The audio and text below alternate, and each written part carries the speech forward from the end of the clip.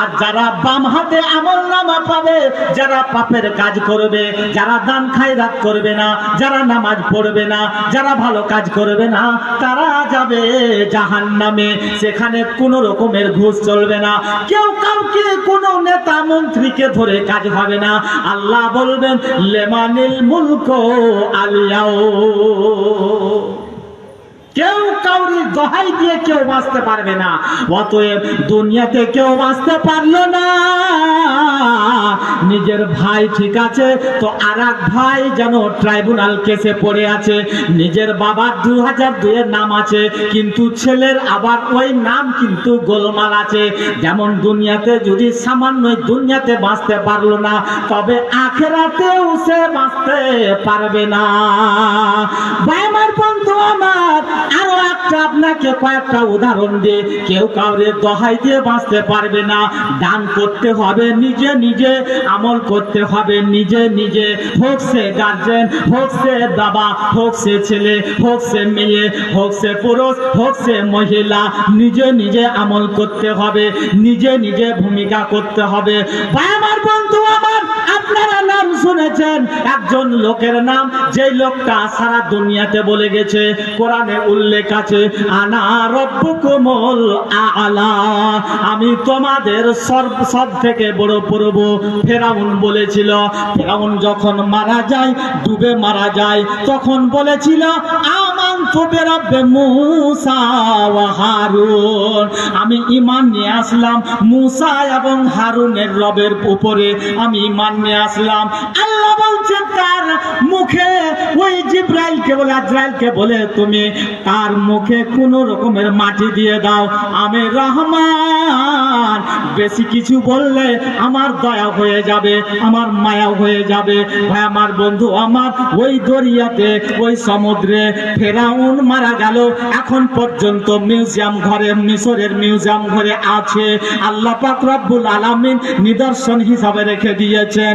বাঁচতে পারেনি, কাকে বলে বাঁচবে, কার কথা দিয়ে বাঁচবে, কার দোহাই দিয়ে বাঁচবে? কেন বাঁচতে পারতো? তার ঘরে, তার বিছানাতে থাকা একজন মহিলা, আসিয়া তার নাম। আসিয়া এমন মহিলা, আল্লাহ পাক রব্বুল আলামিন কোরআনে বলেছে তার জন্য বিশেষভাবে জান্নাতে ঘর বানানো হবে। তাহলে মহিলা ছিল কেমন? আল্লাহ ওয়ালি, দিনদার। কিন্তু আল্লাহর কাছে দিনদার হতে পারে, কিন্তু এই দুনিয়াতে ফিরআউন আর আসিয়া তারা বিবাহ বন্ধনে আবদ্ধ ছিল। একজনের নাম স্বামী আর একজনের নাম স্ত্রী। স্বামী যখন মারা যাচ্ছে, ওই দিনদার স্ত্রী, ওই ভালো স্ত্রী, আল্লাহ ওয়ালি, সেই পরহেজগার মহিলা, যে ওই স্বামীকে বাঁচাতে পারলো না, কিয়ামতের দিন বাঁচাতে পারবে না। ভাই আমার, বন্ধু আমার, চিন্তা করুন, আমল যদি নিজের নিজের না করে থাকেন, কাজ যদি নিজের নিজের না করে থাকেন, তাহলে কেউ কাউরের দোহাই দিয়ে বাঁচতে পারবেন না। না স্ত্রী বাঁচতে পারবে স্বামীর দোহাই দিয়ে, না স্বামী বাঁচতে পারবে স্ত্রীর দোহাই দিয়ে। কি করবে এবার? সুতরাং আমল, এই দুনিয়া হচ্ছে আমলের জায়গা, এই দুনিয়া হচ্ছে আমলের ভান্ডার। আপনি যতটা পারেন আমল করেন আর নিজে নিজে করেন। কেউ কাউরির দোহাইতে বাঁচতে পারবেন না। বলছিলাম সেই হাদিস, যে 7 বছর হয়ে গেলে নামাজের আদেশ করো, আর 10 বছর হয়ে গেলে নামাজের জন্য মারো। বয়স হয়ে গেছে 50, 60, 30, এখন পর্যন্ত নামাজ নাই। কি করে বাঁচবেন? যদি বাঁচার সুযোগ খুঁজেন, তাহলে আবার একটা আপনাকে হাদিস বুঝাই। সেই হাদিস হলো, আপনি ভাবছেন যে হয়তো মাফ করে দিবে আল্লাহ, ক্ষমা করবে, ক্ষমা করবে কি করবে না, আল্লাহর নবীর এই হাদিসটা একটু শ্রবণ করুন, যা বুঝার একটা চেষ্টা করুন। কি আল্লাহর নবী বলছেন? রফিয়াল কালামু আমসালাস,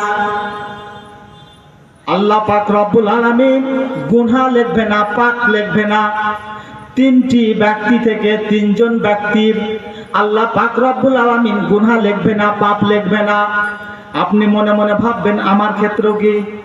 যদি আপনার ক্ষেত্রে হয় তাহলে শুনুন, আমি যদি বলি আমার ক্ষেত্রে নাকি, আল্লাহর নবী বলছেন যে ব্যক্তি পাগল হয়ে গিয়েছে, যে ব্যক্তি যেন তার ভালো মন্দের কোনো ত্রুটি, ভালো মন্দ কোনো পার্থক্য করতে পারে না, মানুষ পাগল বলে জানে, নর্দমাতে চলে যায়, আবার বাজারে চলে যায়, আবার একাই একাই ওই রাতের অন্ধকারে নর্দমানে ঘুমায়।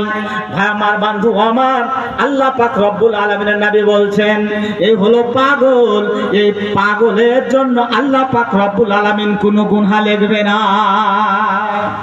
আর একটা, আল্লাহ পাক রব্বুল আলামিন গুনাহ লিখবে না যেই বাচ্চা অবস্থাতে আছে, যেই ব্যক্তি, যেই ছোট্ট ছেলেটা এখন মাসুম, যেই ছোট্ট ছেলেটা একেবারে ছোট অবস্থাতে, নাবালক অবস্থাতে আছে, সে তার গুনাহ এবং পাপ এবং নেকি বলে কোনো কথা আল্লাহ পাক রব্বুল আলামিন লিখবে না। এখন সেই একেবারে মাসুম বাচ্চা, মাসুম আনিল খাতা, নেকি লেখা, পাপ লেখা হবে না।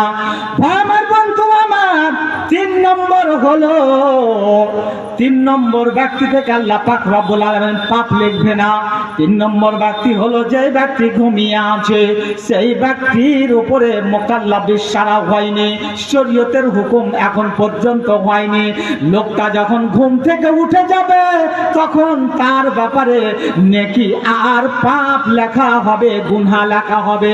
এখন ঘুমিয়ে আছে, এখন কোনো পাপ লেখা হবে না।